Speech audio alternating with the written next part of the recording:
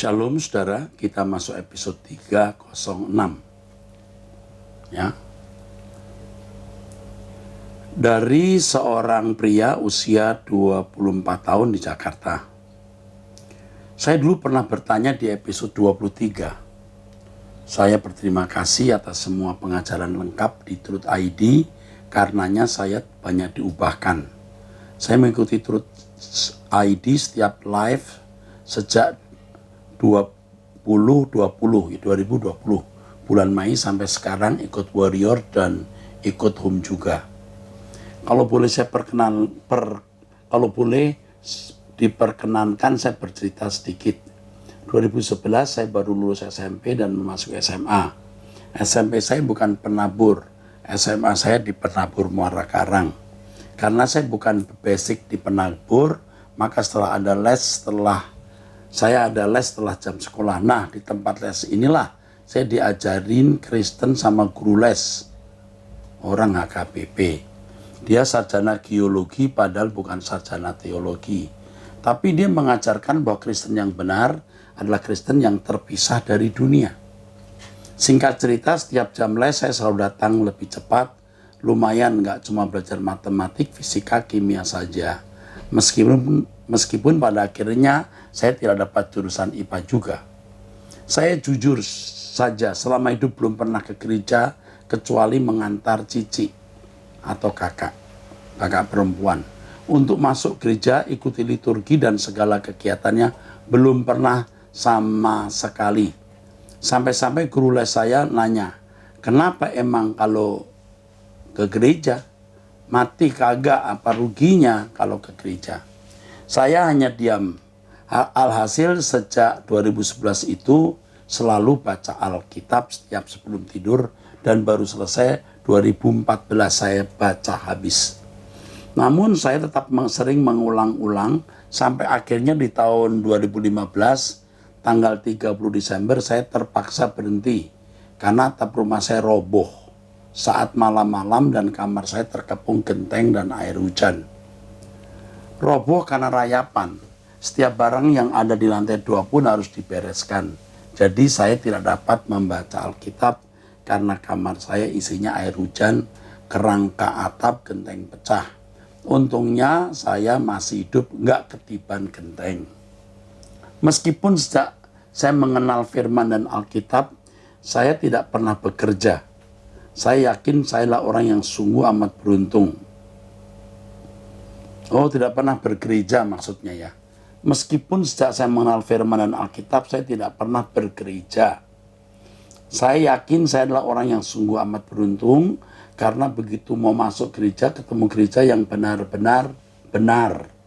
Saya bukan pro atau memuji-muji Pak Erastus. Saya bukan pro ataupun mau memuji-muji Pak Erastus. Tapi fakta yang saya dapat adalah begini. Pak, orang yang Pak Eras, orang yang dibilang Bapak, orang yang bilang Pak Eras sesat, itu kemungkinannya satu, dia tidak pernah baca Alkitab keseluruhan. Dua, dia baca tapi matanya, matanya tertutup gitu ya.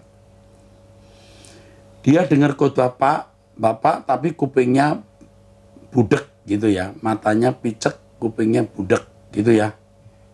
Dia bukan kebenaran. Karena saya di luar lingkungan Bapak, karena saya di luar lingkungan Pak Eras, saya posisi di luar gereja baru masuk. Simpelnya begini, kalau memang nggak kuat dengar khotbah Pak Eras, kenapa dia malah menghakimi? Dari buahnya kita akan tahu kan. Ya udah, dengerin aja khotbah pendeta lain selain Pak Eras di Reho, selain Pak Eras.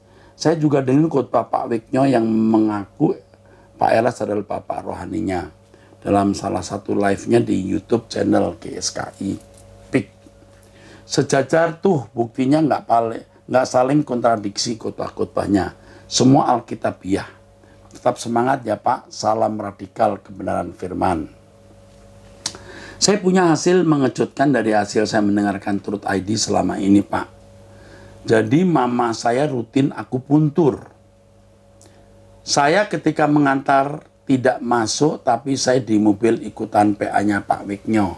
seri kitab Kejadian dan kitab Keluaran. Suatu hari saya ikutan akupuntur karena siku saya bermasalah. Dokter medis yang bisa akupuntur ini sangat susah mendaftarnya. Tiap jam 4 sore harus lewat telepon. Kalau datang ke sana harus telepon. Saya merasakan juga susahnya mendaftar untuk mama saya. Kadang 418 kali dalam 15 menit. Ya udah puluhan kali gitu ya.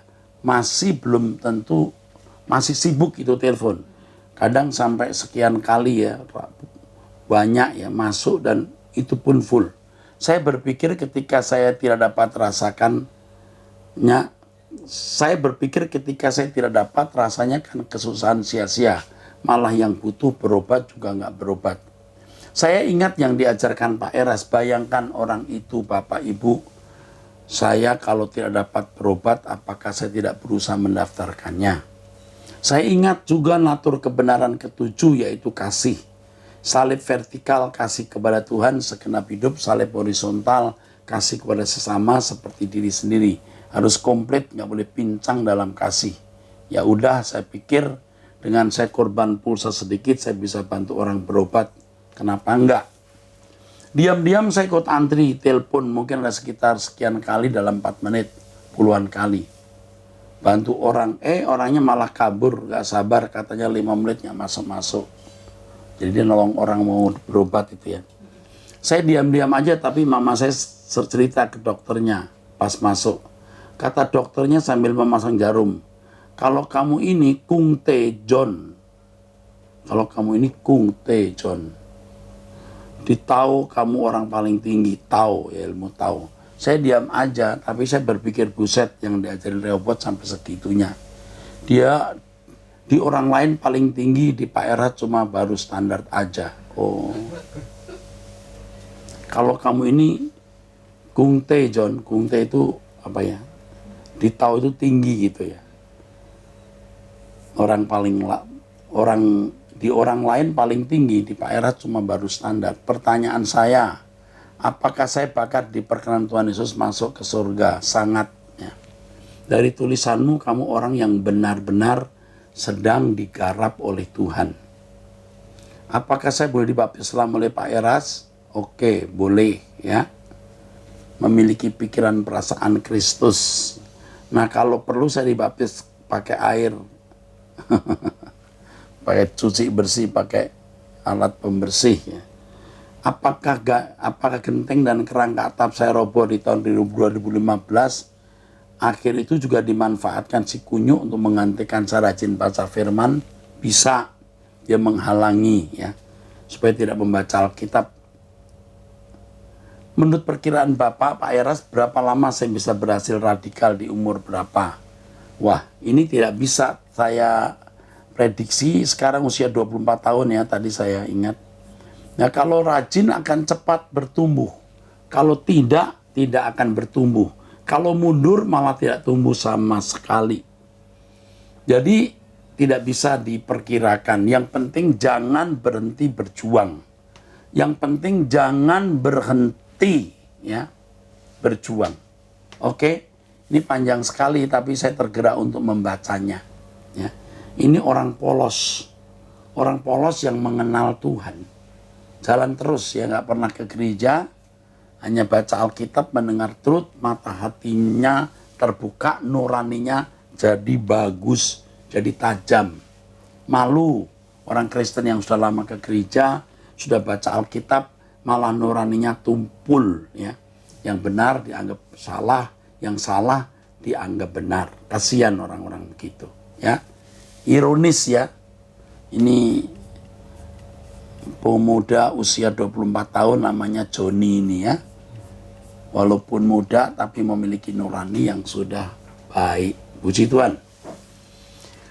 Seorang ibu usia 39 tahun ingin bertanya apakah boleh memindahkan kubur papa saya yang di luar kota ke sebelah kubur mama yang ada di kota saya dan saudara.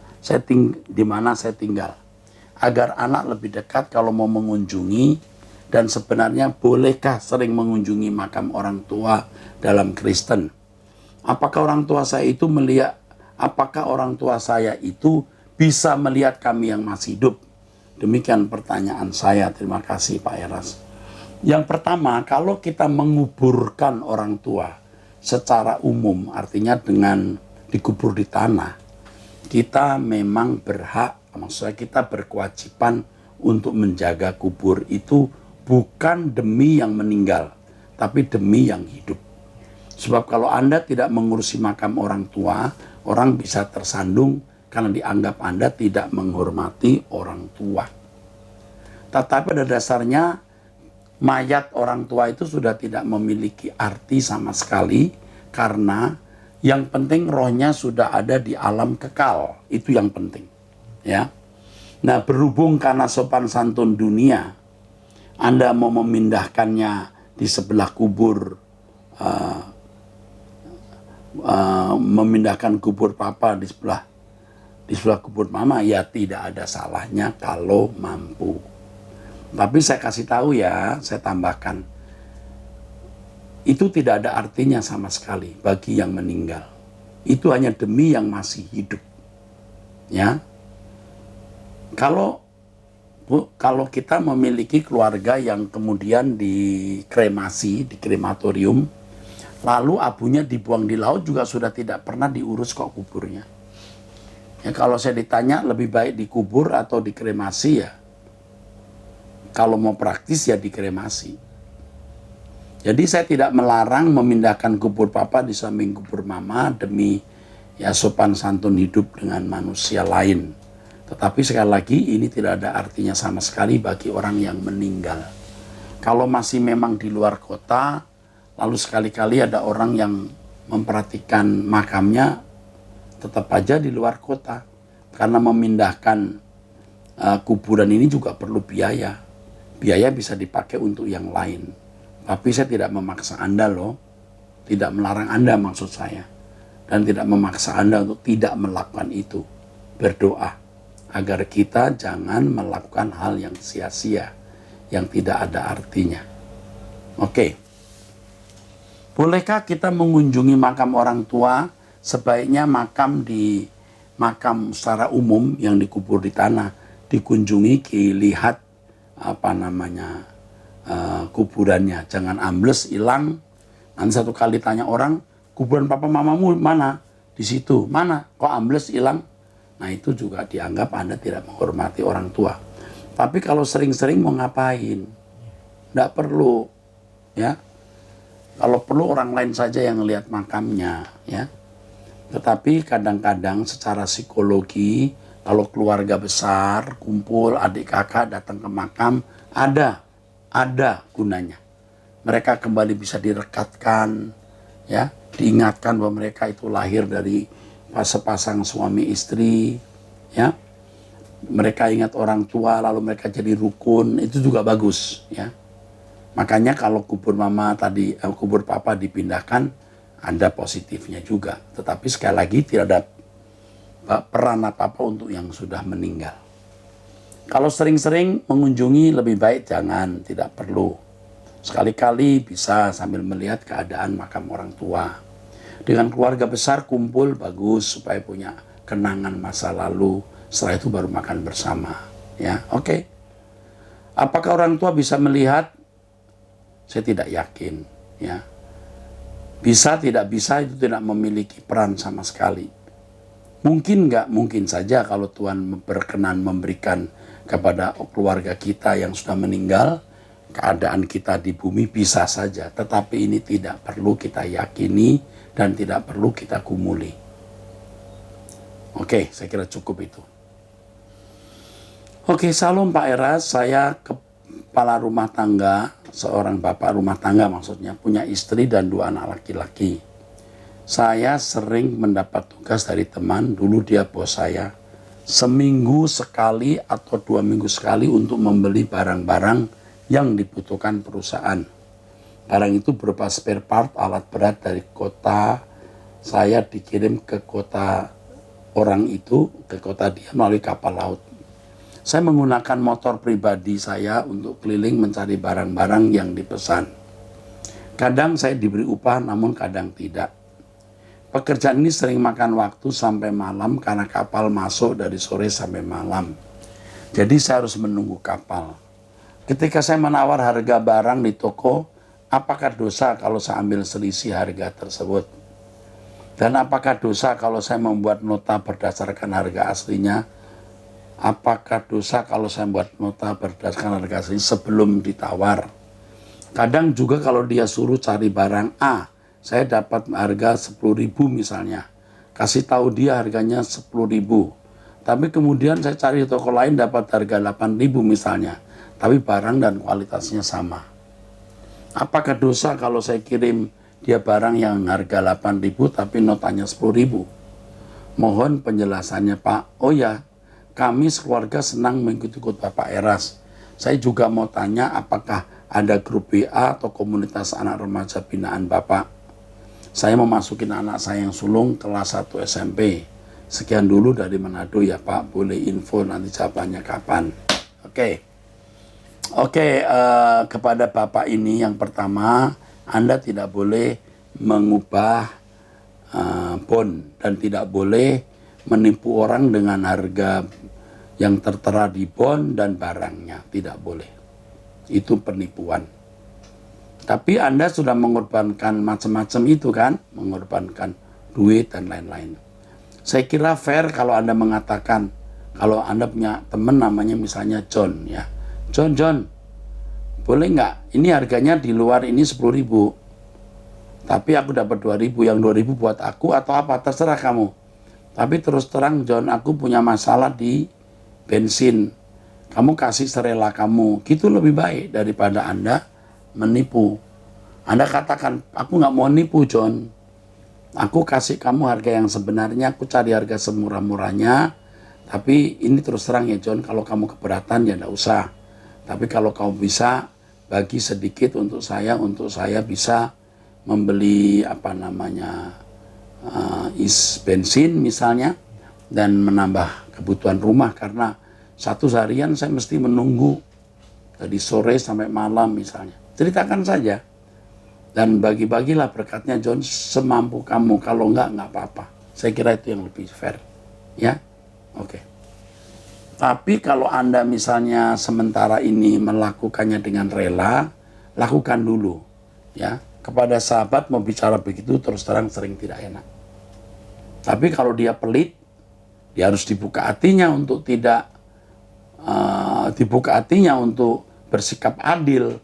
Anda capek, Anda menggunakan bensin, dia tidak beri apa-apa. Nah, bisa begitu.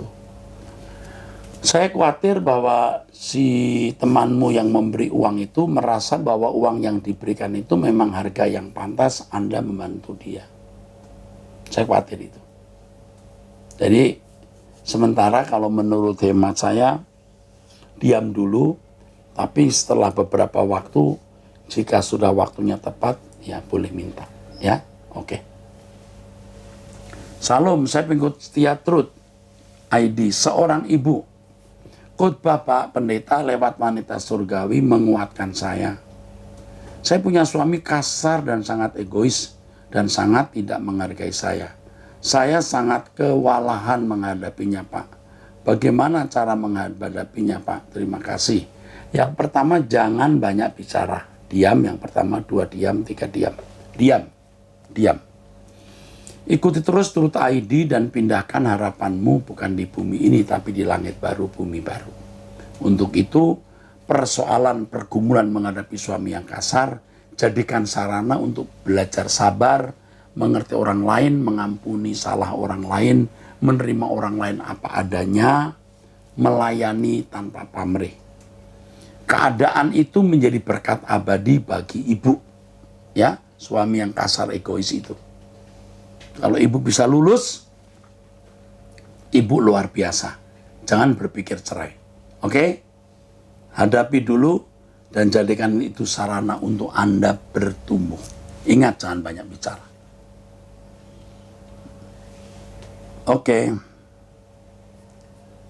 Salam Pak, ini wanita usia 22 tahun ya. Saya mau bertanya apa perbedaan Kristen Protestan dengan Katolik? Mohon penjelasannya Pak. Kalau misalnya Kristen Protestan berpacaran dengan Katolik, Lalu yang Kristen pindah Katolik, apakah itu dosa, Pak? Katolik dan Protestan pada mulanya itu satu akar. Katolik itu artinya umum, am. Dulu kita semua juga Katolik gereja itu.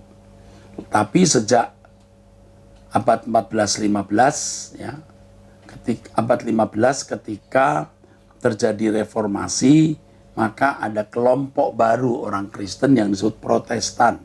Kelompok yang protes itu, ya, Martin Luther, Calvin, Zwingli, Melanchthon, dan tokoh-tokoh lain. Nah, apa perbedaan Kristen Protestan dan Katolik? Banyak, ya, banyak. Tetapi yang pada intinya, kalau Katolik memiliki Alkitab dengan tambahan Deuterokanonika, kalau Kristen tidak, ya, jumlah Alkitabnya bisa berbeda, ya. Kalau Katolik memiliki pemujaan terhadap Maria, Bunda Maria, Protestan tidak, ya. Itu beberapa yang inti, dan masih lagi ada yang lain, tetapi itu tidak penting untuk disampaikan. Nah, yang penting sekarang di sini adalah apakah kalau pindah dari Protestan ke Katolik itu dosa? Sebenarnya Protestan dan Katolik punya kesamaan. Yesus sebagai Tuhan dan Juru Selamat, ya. Sebaiknya tanya apa persamaannya, bukan apa perbedaannya. Protestan satu dengan Protestan yang lain pun ada perbedaan. Apalagi Protestan dengan karismatik Pentakosta, lebih banyak lagi perbedaannya. Nah,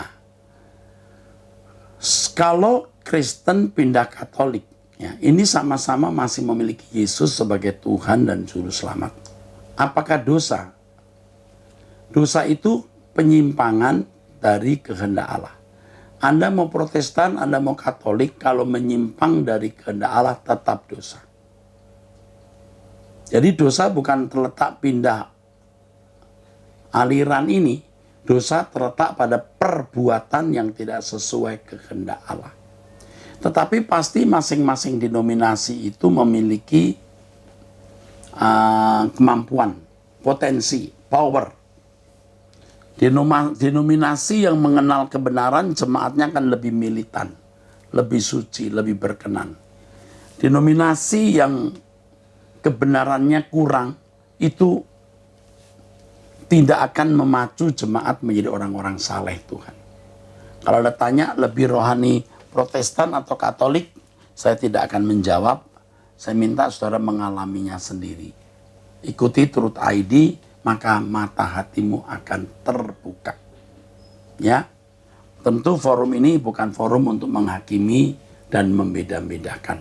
Walaupun saya dari kelompok Protestan tentunya, tapi saya tidak boleh menghakimi, menilai, menjolimi, menciderai keyakinan lain, apalagi Katolik yang masih sesama saudara di dalam Tuhan karena mengaku Yesus sebagai Tuhan dan Juru Selamat. Oke, dari seorang wanita, umurnya tidak jelas. Maaf Pak Pendeta, kok ada doa kesembuhannya? Bukankah Bapak mengajarkan kami harus hidup bertanggung jawab? Kalau sakit ya ke dokter, jaga pola hidup, pola makan. Amin. Tuhan mengajar kita hidup bertanggung jawab. Tetapi orang-orang yang belum mengenal Tuhan Yesus, belum mengerti ini. Mereka yang masih membutuhkan tanda, semeion. Tanda-tanda ini akan menyertai orang percaya. Artinya orang percaya disuruh memberitakan Injil, membuktikan Yesus hidup, harus ada mujizat. Jadi selamanya selalu ada dibutuhkan karunia-karunia roh, termasuk kesembuhan ini. Itu yang pertama. Masih dibutuhkan orang-orang yang perlu tanda, pembuktian bahwa Allah itu hidup. Yang kedua, ada penyakit-penyakit yang bukan karena virus, tetapi karena serangan kuasa gelap.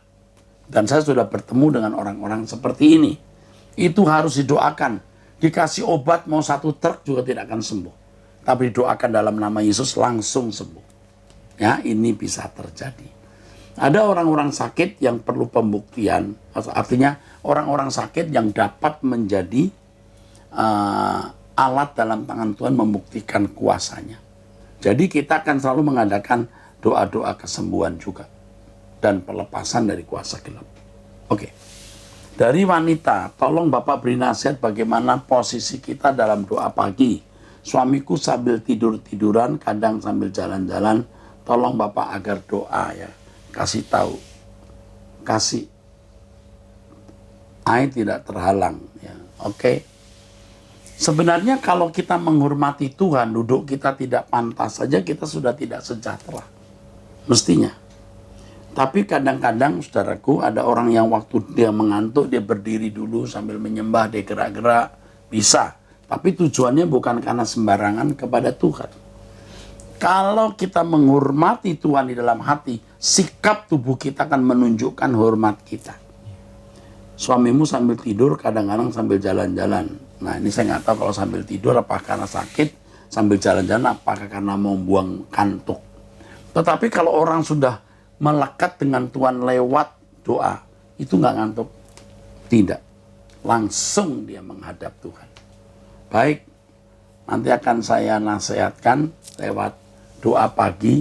Sebisanya doa pagi dengan posisi yang pantas ya. Bukan sambil tidur padahal dia nggak sakit. Nah, itu ada unsur kurang menghormati Allah. Seorang pria, salam Pak Eras, tapi sejauh mana Tuhan tahu keseriusan kita hidup suci? Oh, Tuhan tahu. Seberapa serius Anda hidup suci, Tuhan sangat tahu. Makanya yuk kita serius agar Bapak bisa tertarik melihat kita. Ini anakku luar biasa. Ya. Oke, Pak Eras, standar apa yang dapat kita lakukan untuk hidup berkenan? Ini dari Yosiana. Oke. Yang penting apa standar kita untuk hidup berkenan? Standar apa yang dapat kita lakukan? Ini pribadi. Yang pertama, masing-masing orang itu dituntut berbeda. Tergantung umur rohaninya. Sama seperti anak usia 3-4 tahun belum bisa dapat pekerjaan, tugas anak umur 12-13 tahun. Ya, anak usia 10 tahun tugasnya tidak sama dengan anak yang usia 20 tahun. Jadi standarnya beda. Yang kedua, ini individu sangat pribadi.